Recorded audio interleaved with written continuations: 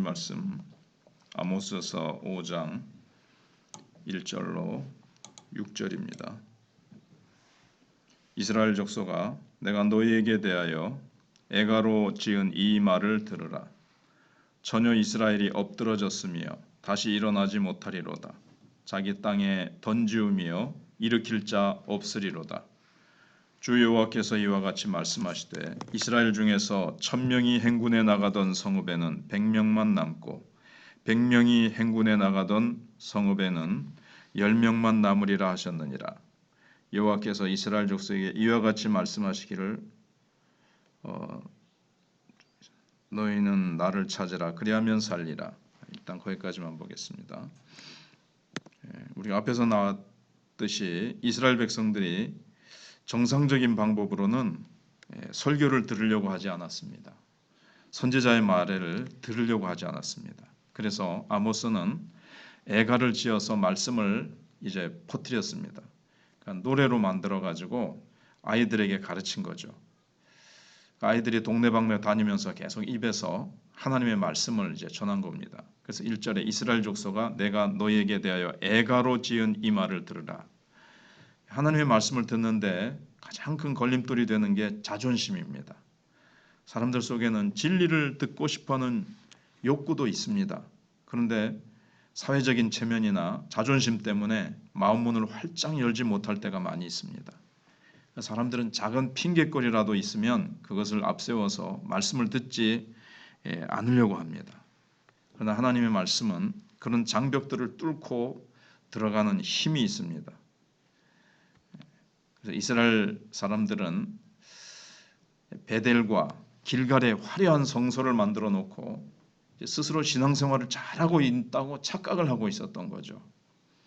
하나님께서 애가를 만들어서 아이들의 입에서 입으로 부르게 하면서라도 하나님께서는 그들을 향해서 말씀하시고 그들이 돌아오도록 하나님께서 끝까지 하나님께서 역사하시는 것을 봅니다.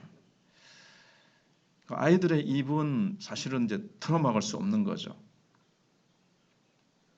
그래서 그들은 남쪽 드고아에서 온 목자 출신 설교자의 말을 들으려고 하지 않으니까 아모스는 아이들에게 노래를 가르쳐서 이 노래가 이제 이스라엘에 계속 퍼져나가는 겁니다.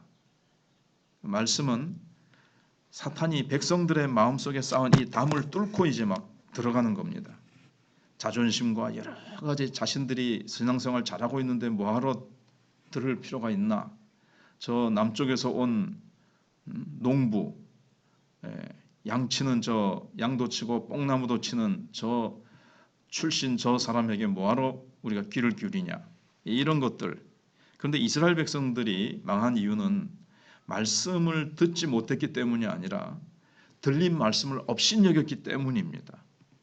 하나님께서 아모스를 통해서 어떻게든지 말씀을 전해 주셨는데 그 말씀을 귀 기울여 듣지 않고 정말 자신들에게 주시는 말씀으로 들지 않은 거죠. 그래서 아모스의 노래 가사는 전혀 이스라엘이 엎드러졌으며 다시 일어나지 못하리로다.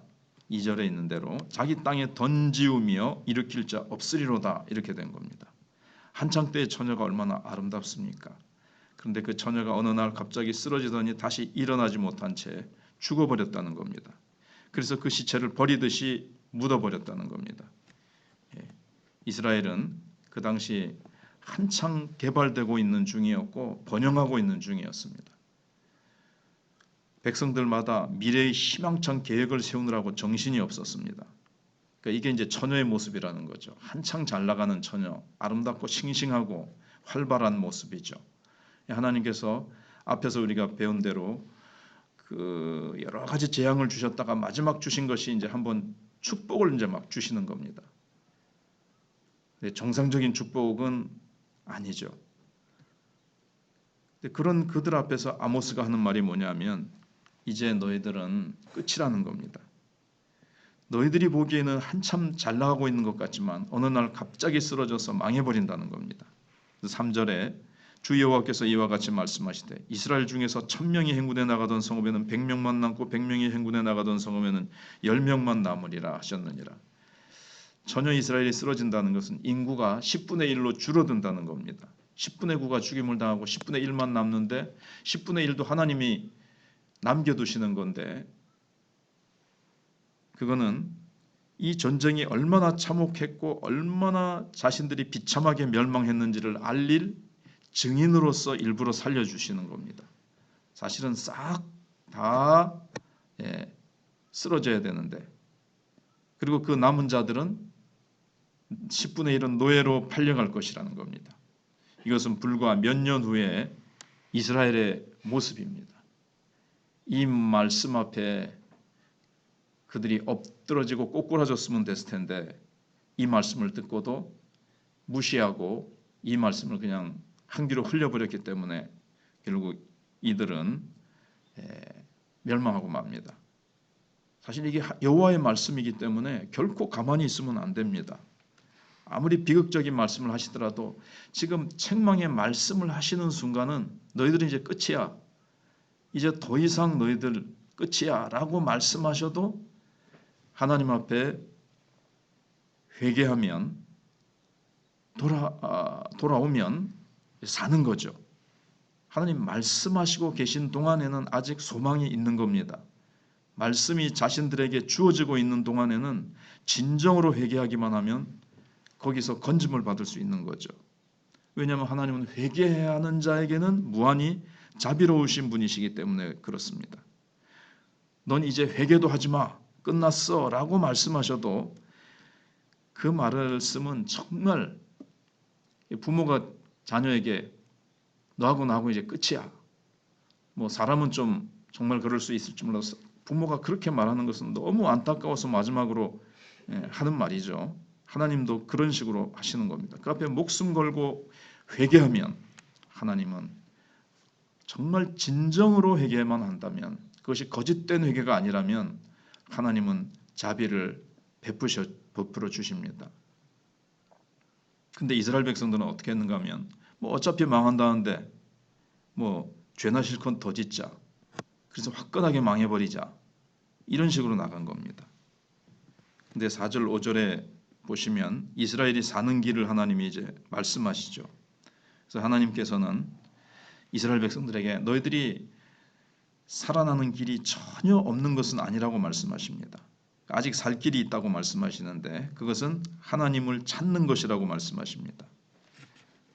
그래서 여기 4절에 보시면 여호와께서 이스라엘 족속에게 이와 같이 말씀하시기를 너희는 나를 찾으라 그리하면 살리라, 이렇게 말씀하십니다. 하나님을 찾는 것. 그런데 이스라엘 백성들은 이 말씀 앞에서 의아해합니다. 이상하다, 지금도 우리는 열심히 하나님을 찾고 있는데 뭘 또 찾으라고 하시지? 근데 하나님께서 하나님을 찾는다는 것이 과연 어떤 것인지 연이어서 말씀해 주십니다. 베델을 찾지 말며, 5절에 길갈로 들어가지 말며 부엘세바로도 나아가지 말라. 길갈은 반드시 사로잡히겠고 베델은 비참하게 될 것입니다 하셨나니, 앞에서 생각해 본 대로 베델과 길갈은 금송아지가 세워져 있는 겁니다. 그러니까 우상 숭배하면서 그게 하나님 잘 섬긴다고 착각을 하고 있는 겁니다. 그러나 하나님을 찾는다는 것은 그게 아니죠. 정말 하나님을 만나면 변화되게 되어 있는데 이들의 지금 삶이 전혀 변화되고 있지 않는 이유는 참되신 하나님 앞에 나가지 못하고 있고 참된 예배를 드리고 있지 못한 겁니다. 죽은 예배를 드리고 있는 거고 우상 숭배적인 예배를 하는 겁니다. 하나님을 찾는 예배는 하나님의 거룩하심과 자비하심이 그들에게 임해서 마음이 변화되는 겁니다. 그러면 이제 삶이 변화되지요. 근데 삶이 변화되면 하나님이 만나주시는 게 아니죠. 하나님을 만나야 삶이 변화되죠. 근데 그 행위를 그렇게밖에 살지 못하냐고 계속 아무리 책망해봤자 하나님을 만나서 성령의 기름 부으심과 은혜를 받지 못하면 그렇게 살 수가 없어요. 근데 계속 책망만 들으면 더 이제 기가 죽어서 자꾸 이제 더 쪼그라드는 거죠. 더 죄책감과 아이고 나는 안 되는 모양이다 이렇게 이제 되는 거죠. 근데 하나님을 만나야 되는데 오늘날 많은 그리스도인들의 문제는 뭐냐면 교회까지는 나오는데 하나님 앞에까지는 나가지 않는다는 데 있습니다. 하나님 앞에서 마음 문을 열지를 않습니다. 변화되지 않으려고 안간 힘을 쓰면서 영혼에 아무런 도움을 주지 못하는 어떤 귀만 간지럽게 해주는, 그래서 바울이 디모데에게 말세에 귀만 즐겁게 해주는 그런 말쟁이 앞에 그런 말만 귀를 기울이리라, 이렇게 말씀을 하십니다. 그게 뭔가 하면 베델로 가는 것이고 길갈로 가는 겁니다. 하나님께서 우리가 적극적으로 하나님 앞에 나와서 하나님의 자비하심과 하나님의 은혜와 사랑의 그 하나님을 닮아가기를 원하십니다. 그들이 정말 사랑과 공의가 실천되기를 원하십니다. 하나님 앞에서 기꺼이 변화되고자 하며 하나님이 무엇을 원하시든지 순종하겠습니다, 이런 마음으로 주님 앞에 나와서 하나님을 찾으면 그들은 살 길이 있습니다. 그런데 6절에 그렇지 않으면 하나님께서 요셉의 집에 불로 임하겠다고 말씀하십니다. 너희는 여호와를 찾으라, 그리하면 살리라. 왜 요셉의 집이라고 갑자기 나오는가 하면 요셉의 모습과 같이 그렇게 하라는 거예요.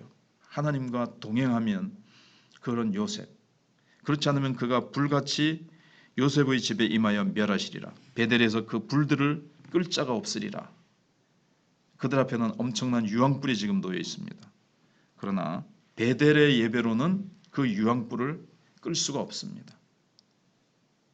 길갈의 예배, 우상을 섬기듯이 하는 그런 예배, 자기들에게 맞는 말씀, 귀만 즐겁게 해주고 축복이다, 축복이다, 만사형통이다, 어려움은 없을 것이다, 환난은 없다, 어떻게 살든 환난은 없고 만사형통할 것이다, 이렇게 우상숭배적인 말씀, 예배만 드리는 북이스라엘은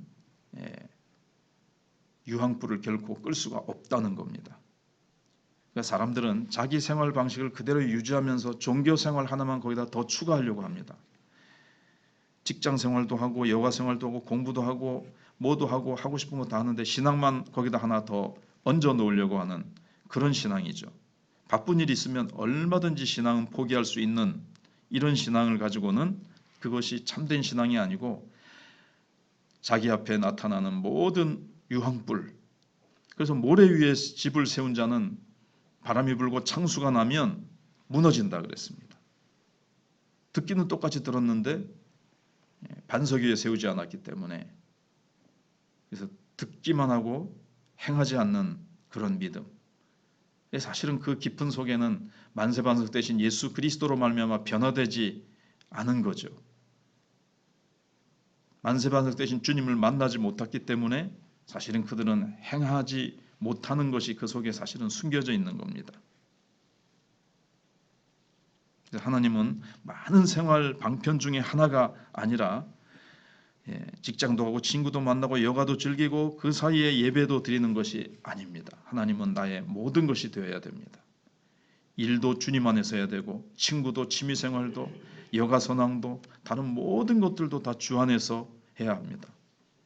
그렇게 될 때 정말 그들이 살아나는 거죠. 그런데 북이스라엘 백성들은 그런 신앙이 아니었습니다. 그냥 액세서리 하나 더 추가하듯이 그들이 하나님을 그렇게 섬겼고 우상 숭배 열심히 하면서 그것이 참된 하나님을 섬기는 것으로 착각했기 때문에 그들은 결국 멸망했고, 하나님의 말씀에 사실은 또 마음이 교만하고 하나님을 잘 섬긴다고 착각하고 있었기 때문에 아모스가 전해주는 참된 말씀을, 진리의 말씀을 그들은 무시했기 때문에 그들은 결국 살아나지 못했습니다. 하나님의 말씀이 들려올 때에 한국교회도 지금 점점 우상 숭배적인 예배, 교회에는 오지만 하나님 앞에까지 나오지 못하는 성도들로 얼마나 많이 가득 찼습니까? 하나님의 말씀이 들려올 때 아직 소망이 있는데 한국교회가 기도로 주님 앞에 나오며 정말 애통하고 가난하고 갈급하고 통회하는 심령으로 하나님의 말씀에 무엇이든지 순종하겠습니다 하는 마음으로 주님 앞에 나오면 한국교회는 소망이 있는 겁니다. 아직은 소망이 있습니다. 한국교회가 정말 주님 앞에 변화되도록 우리가 기도해야 될 것입니다.